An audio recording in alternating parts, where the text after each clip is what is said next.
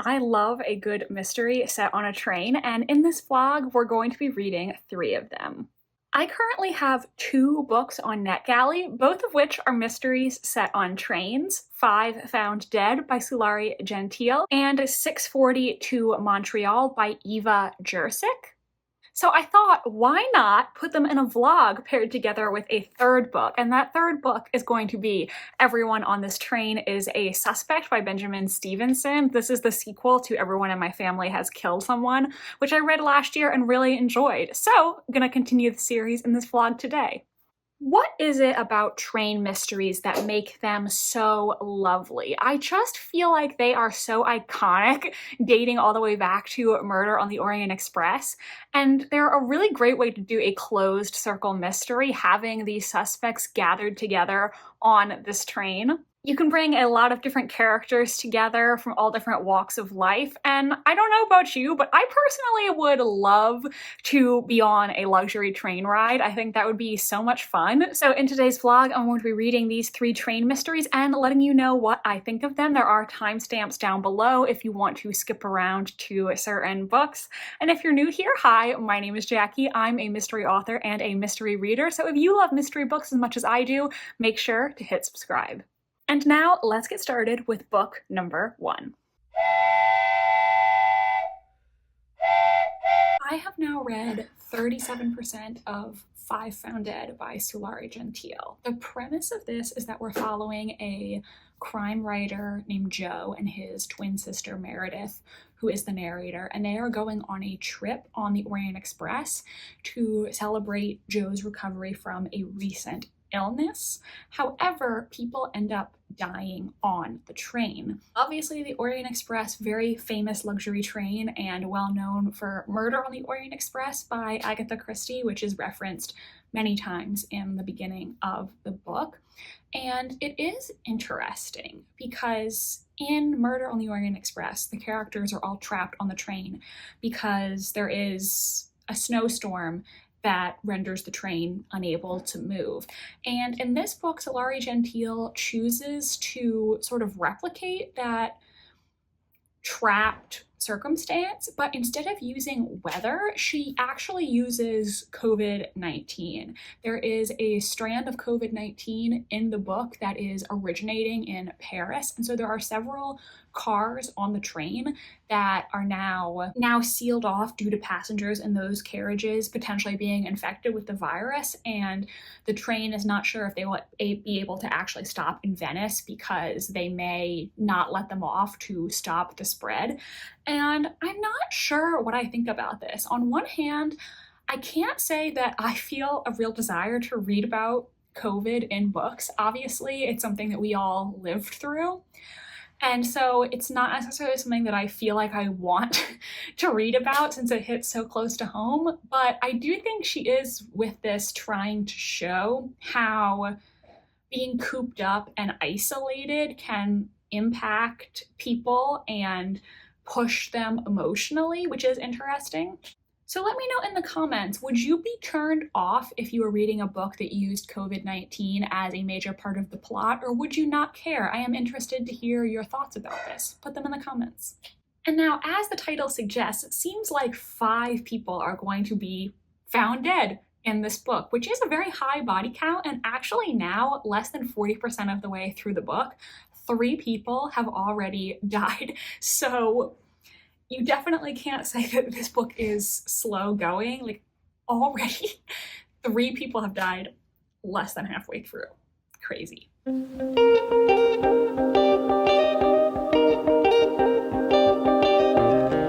It is Sunday and I have now finished reading 5 Found Dead by Sulari Gentill, and all in all, I enjoyed it. I do think if you read Sulari Gentill's previous books, if you liked those, you're probably gonna like this one too. I saw a reviewer on Goodreads say that they felt like this book read like a Poirot mystery, and I personally don't agree with that. I think it is paced differently than a Poirot mystery, and while it definitely references things like Poirot and Alfred Hitchcock, I do think it is a little bit more thriller-like than a true classic mystery, in my opinion. What I liked about this is I did not guess who was behind it all. I was surprised by the ultimate reveal. And one thing that I didn't realize until I was reading the acknowledgments, there are these two characters in this book who, their names are Herd and Flex, I believe those are their nicknames. And they have a mystery podcast called Death of the Reader. Joe, one of our main characters, who is a crime author, he has a pre-existing, like not really quite a friendship, but a professional relationship with these podcasters where he's been on their podcast before, and he invited them on the train to do a podcast from the Orient Express. And so they're recurring characters throughout the book. These apparently actually real people who have a real podcast. And Sulari Gentill apparently knows them, has been on their podcast, so she inserted them in this book, or maybe fictionalized versions of themselves. But that's a real podcast, and they're real podcasters, those are their names. So I had no idea. I might go listen to their podcast after this. I'm still not sure if I personally liked the COVID element of the book. I understand what the author was trying to do with that and what point it was supposed to serve in the story. I just don't know if I personally want to read books that involve COVID-19 as a significant part of the plot. I think that just doesn't really work for me personally, but again, let me know in the comments what you think about that. I know it is something that has been contentious in publishing because there has been some resistance to publishing books that rely on COVID as part of the plot, but to each their own. So I almost forgot to give you my first update on 640 to Montreal. This book is a contemporary mystery following an author named Agatha. Her husband, Teddy, gets her a train ticket from their home in Toronto to Montreal as a Christmas gift to her, telling her that this is like a little writing retreat for her. She can take the train and work on her next book. And from what I read so far, we know that Agatha and Teddy's marriage is not great and that she actually has a secret plan for something that she wants to do when she arrives in Montreal. I think I know what she's alluding to, but no spoilers. Reading this book after reading Five Found Dead is very interesting because I am now 38% of the way through the book. And at this point in Five Found Dead, there were 3 bodies already. And in this book, somebody only just died like 2 chapters ago. So it's a stark contrast between the two. So far, I find this book a little slow, to be honest. And the way this book is written is each chapter has a timestamp, and each chapter only equates to approximately 15 to 30-ish minutes of time. And so obviously there's not a lot of action in a 15-minute time period.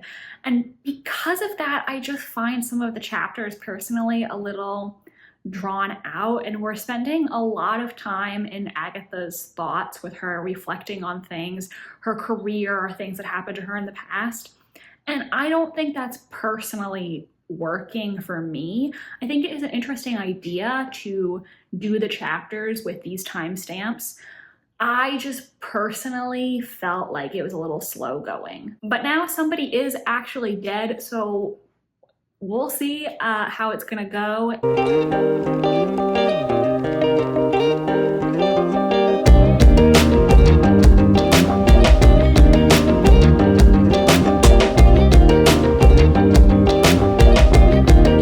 So I finished reading 640 to Montreal, and ultimately I kind of have mixed feelings about it. I think the middle section after the murder happened really picked up the pace for me, and there were a few moments in the book that I was really surprised by the direction that things went. I really didn't care for the main character, Agatha. I found her to be pretty self-centered and judgmental. I do think, however, that was the intention. I don't think that I was supposed to like her based on some of the choices that she made in the end. I don't think the author intended for her to be seen as a likable person. And speaking of the end, that's the other part that I personally had an issue with, because when we found out who the murderer was, I felt like the motive for the murder, in my opinion, was just too far-fetched, and I didn't find that believable, so I'm not really sure ultimately how I felt about this one. I feel like this is a book where if it sounds interesting to you, you can check it out for yourself. I don't really know. I wouldn't recommend it, but I also wouldn't dissuade people from reading it. Ooh, sounds like there's thunder in the distance. I might need to turn around and go back home. But that's it, and so now I'm gonna start the last book for this vlog, Everyone on This Train is a Suspect.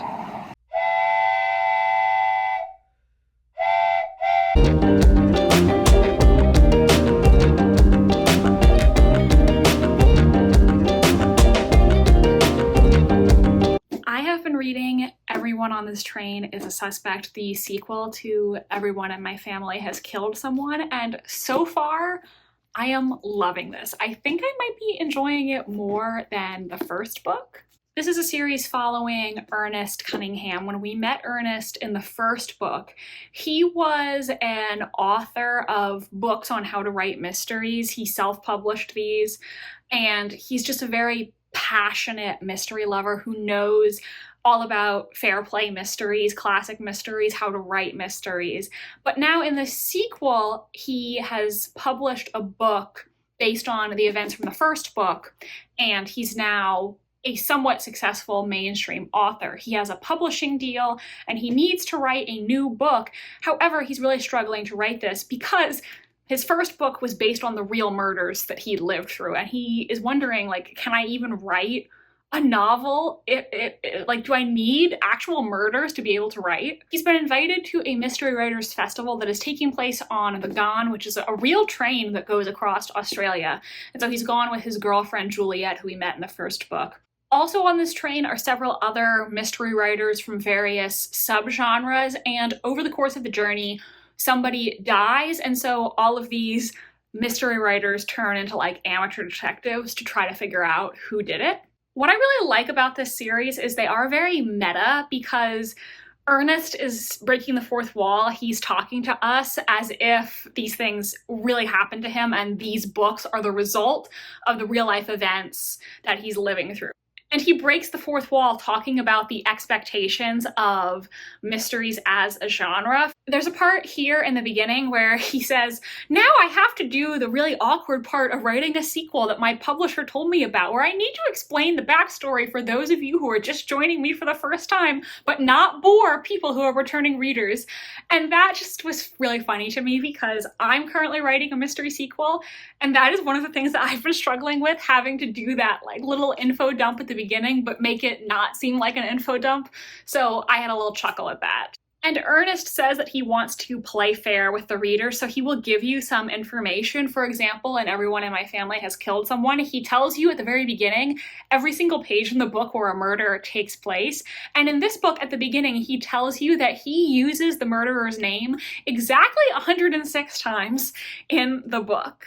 I just feel like the narration style is so fun, and currently in the book, the murder has happened, but I really don't know who I think the murderer is, and I don't have a theory at this point.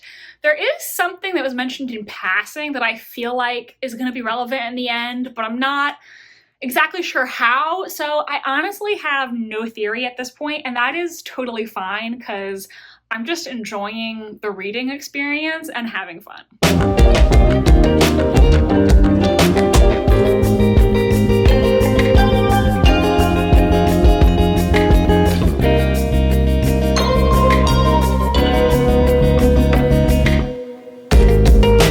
Finished reading Everyone on This Train is a Suspect, and I thoroughly enjoyed this. You know, in the past, I have really given very few books 5 stars. I think in the past in my rating system, I would only give a book 5 stars if I absolutely loved it and now considered it among my favorite books. But recently I've been trying to not be so stingy with the 5 stars and just tell myself, Jackie, if you read a book and you thoroughly enjoyed it, make it a 5-star. So I rated this 5 stars. Like, I'm not gonna say it totally changed my life, but did I have fun throughout the entire reading experience?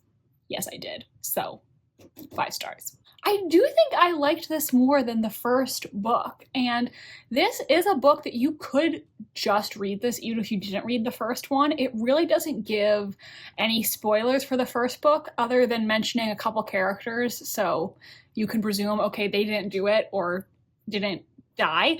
But other than that, it really stands alone. Like, if you just picked this up and you hadn't read the first one, I think you'd be able to follow everything and make the most of the story just fine. I love how this book is very meta and self-referential. One thing that I love is a mystery novel where you know from reading it that the author loves mystery novels. I wrote a book inspired by classic mysteries that I really channeled my love of murder mysteries into, and I can just tell reading this that Benjamin Stevenson knows his stuff when it comes to the mystery genre, the classic tropes, the history of it, and I just love seeing that because it makes me feel like this is somebody who loves mysteries as much as I do, as much as so many people around the world do. The book does get a little dramatic at the end. You would have to suspend your disbelief, but it kind of is also poking fun in itself for that. You know, Ernest references very early on in the story. And yes, there's going to be a part at the end where we have a standoff on the roof of the train, because of course. So it is dramatic, but also tongue-in-cheek at the same time. The next book in this series is actually, I believe, a novella set at Christmas. So this December, I'm hopefully going to be reading that as part of my holiday season reading. I just really enjoyed this. I had so much fun the entire time I was reading. I wasn't sure who the murderer was going to be, and there was just a lot happening. I really enjoyed myself. If you're somebody who loves mysteries, mysteries are your favorite genre, you're very knowledgeable about mysteries and their history, definitely read the Ernest Cunningham series. They are super fun, and I liked the second book even more. If you enjoyed this video, make sure to give it a big thumbs up and let me know in the comment section, what is your favorite murder mystery set on a train?